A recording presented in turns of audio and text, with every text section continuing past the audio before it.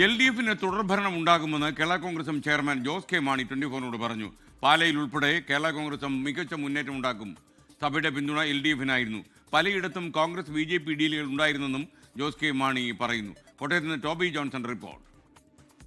ഇനി കണക്കുകൂട്ടലിൻ്റെ സമയമാണ്. എന്തായാലും എന്നോടൊപ്പമുള്ളത് കേരള കോൺഗ്രസ് എമ്മിൻ്റെ ചെയർമാനാണ്. എത്രത്തോളം ആത്മവിശ്വാസമുണ്ട് പാലായുടെ മാത്രമല്ല മൊത്തത്തിൽ കേരളത്തിലെ രാഷ്ട്രീയം നോക്കുമ്പോൾ, ഈ ഒരു തെരഞ്ഞെടുപ്പ് നോക്കുമ്പോൾ?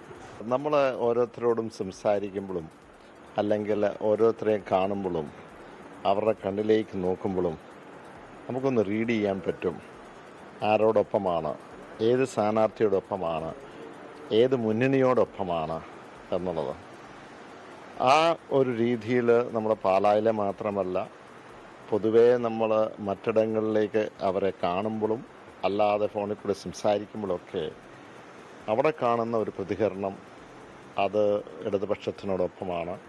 പാലായിൽ ഒരു പൂർണ്ണ വിശ്വാസമാണ് ജനങ്ങൾ ഇടതുപക്ഷത്തിനെ സ്വീകരിക്കും, സ്ഥാനാർത്ഥി എന്ന നിലയ്ക്ക് എന്നെ വിജയിപ്പിക്കും എന്നുള്ളതാണ് ഒരു വിശ്വാസം. ഈ സംസ്ഥാന രാഷ്ട്രീയത്തിലേക്ക് വരുവാണെങ്കിൽ ഒരു ഭരണ തുടർച്ച, മൂന്നാമതും LDF സർക്കാർ അധികാരത്തിലേക്ക് വരുമെന്ന് ഈ ഒരു പോളിംഗ് പെർസെൻറ്റേജ് കാണുമ്പോൾ തോന്നുന്നുണ്ട്. പെർസെൻറ്റേജ് SIR-ുമായിട്ട് ബന്ധപ്പെട്ട് അങ്ങോട്ടും ഇങ്ങോട്ടൊക്കെ ഉള്ളതുണ്ടാവും. പക്ഷേ പൊതുവേ നമ്മളൊന്ന് സംസാരിച്ച് നോക്കുമ്പം മധ്യ തിരുവിതാംകൂറിലും ഒരു സ്റ്റേറ്റസ് കോ, ഞാൻ സത്യസന്ധമായ ഒരു സ്റ്റേറ്റസ് കോ നിലനിർത്താൻ പറ്റും. ഒരു പക്ഷേ കുറച്ചുകൂടി മുന്നോട്ട് പോകാൻ പറ്റും. അത് തന്നെ വലിയൊരു ബൂസ്റ്റാണ് എന്ന് ഞാൻ കരുതുകയാണ്. നിഷ്പക്ഷമായിട്ടിരിക്കുന്ന നേതാക്കന്മാരോട് സംസാരിക്കുമ്പോൾ സംസാരിക്കുമ്പോഴും കോൺഫിഡൻറ്റോടുകൂടി പറയുന്നത് അത് ഇടതുപക്ഷം വരും എന്നുള്ളതും, ആ സംസാരത്തിൽ അവർക്ക് താല്പര്യവും ഇടതുപക്ഷം ഭരണത്തിലേക്ക് വരണം എന്നുള്ളതാണ്. ഈ സഭകളുടെയൊക്കെ വിശ്വാസം ഇത്തവണ ഉണ്ടായിരുന്നു എന്ന് പറഞ്ഞു, അത് വോട്ടായി മാറിയിട്ടുണ്ടെന്ന് പ്രതീക്ഷിക്കുന്നു.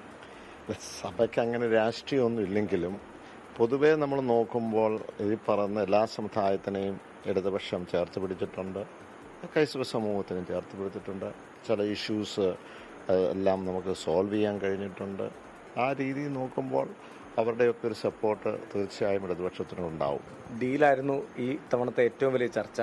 അത്തരം ഡീലുകൾ ഉണ്ടായിരുന്നു, അങ്ങനെ സംശയമുണ്ടോ? അല്ല, ഡീല് ഞാൻ സൂചിപ്പിച്ചത് നേരത്തെ തന്നെ പഞ്ചായത്ത് തെരഞ്ഞെടുപ്പിൽ ആരംഭിച്ചതാണ്. BJP UDF-ഉമായിട്ടുള്ള പല പഞ്ചായത്തുകൾ എടുത്തു നോക്കാറുണ്ട്. അതിനകത്ത് കൃത്യമായ ഒരു സംവിധാനം ഒരുക്കിയിട്ടുണ്ട് എന്നുള്ളതാണ് നമ്മൾ പുറമേ നോക്കുമ്പോൾ കാണാൻ കഴിയുന്നത്. തുടർഭരണം തന്നെയാണ്. തുടർഭരണം തന്നെ, അതാണ് പൂർണ്ണ ആത്മവിശ്വാസത്തിൽ തന്നെയാണ് കേരള കോൺഗ്രസ് എം ചെയർമാൻ. തുടർഭരണം ഉണ്ടാകുമെന്നാണ് അദ്ദേഹം പറയുന്നത്. അരുൺ നീണ്ടൂരിനൊപ്പം ടോബി ജോൺസൺ, 24.